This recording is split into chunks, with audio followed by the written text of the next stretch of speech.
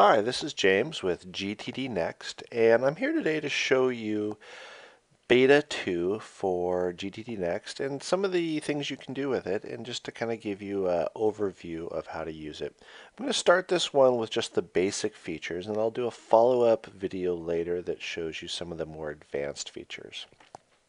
Alright, well here we are with the interface for GTDNext. We're using the 1.3.11 version. You can always click on the link here with the version to see the release notes for all of our different builds and releases. So just a little note about that. I'm going to take the approach here of having no actions whatsoever, a brand new account. You've just registered and activated, and you're faced with all this blankness. So what do you do? Well, the first thing you do is create a new action. So I'm going to say buy gift for Sue. That's my mother-in-law. She has her birthday coming up. And I'm also going to say plan party for Kim. All right. These are just some of my actions that I know that I need to do at sometime soon. You notice that each time I click one of these, the inbox flashes to show you that that's where these actions are going.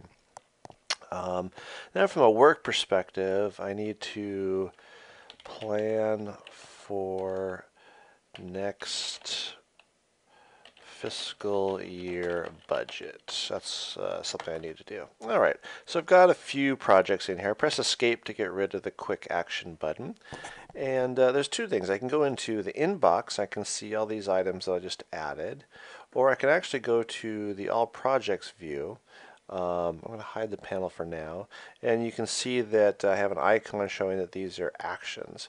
This is actually my favorite view, the all projects view, and the one that you're going to spend most of your time in for when you want to review and organize all of your actions and projects. Alright, so this first one, this first action here, I'm going to go ahead and press Tab P to show the panel. If I press Tab P again, the panel goes away. Or I can just hit the Show Panel button to show it.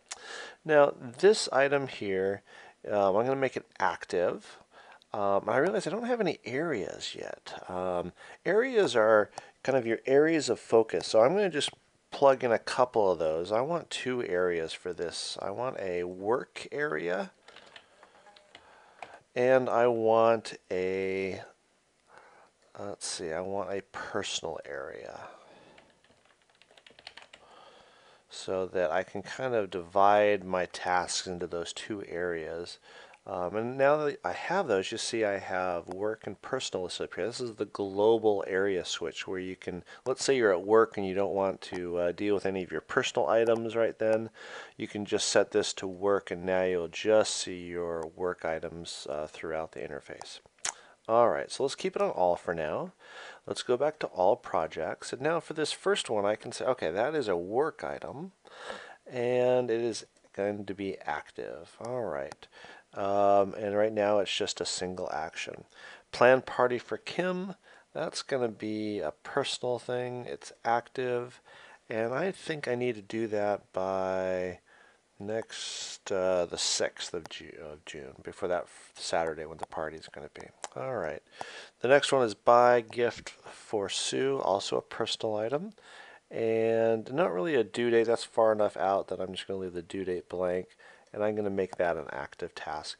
You notice that the background changes to green when I click on active, and that's how you can always know what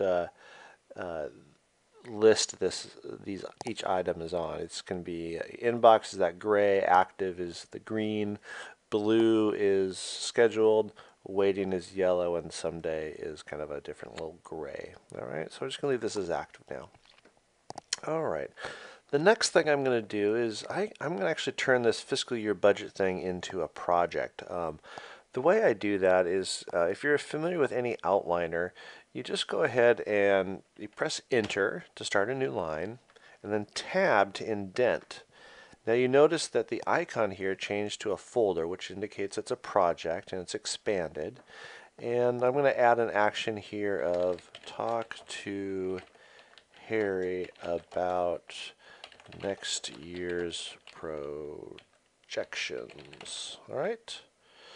And that's the first action really for this project. And you can see that it's marked as an action and it's in a project. I can close that or I can expand that. Now that next action here is denoted by an N, a green N, showing that this is a next action. We have 3 next actions. So if I were to go and look to plan my day, my first step would be to look at all my next actions and say, all right, well this one, talk to Harry about next year's projections. I definitely need to do that today, so I'm going to put that on my focus list. And plan the party for Kim. It's due in 9 days, but I want to work on it today, so I'm going to hit the focus button there. So now those items show up in my focus list. I can check them or uncheck them, things like that. But for now, I'm just going to go and do a little bit more planning. All right. Now this item here, a buy gift for Sue, I've decided, you know what, that is way far out. So I don't want that to show up for a while. So I'm going to go ahead and take that off of my next action list. And I'm going to say, let's do that at the end of July because her birthday is in August. So I want to start that way out in July. So when I do that, you'll notice that if I go to my next action list, that buy gift for Sue is no longer listed there. It's now on my scheduled list. All right. So back to my next, we see we've got these 2 items.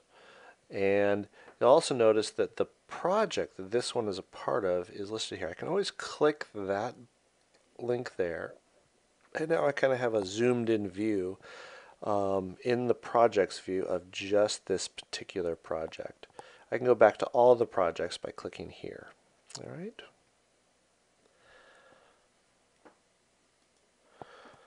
All right, now let's talk a little bit about the areas tag. So if I wanted to just show my work items, I could click there, and then I can unclick it to go back to showing all items, or of course I can just show the personal items. Now this applies when I go over to the next action list or the focus list, whatever I've selected stays persistent there. So I have to make sure I take it off if I want to see all of my items again. Now, of course, you also have a tags area where you can add context. Let's say that talking to Harry about next year's projections, I'm going to have to do that on the phone.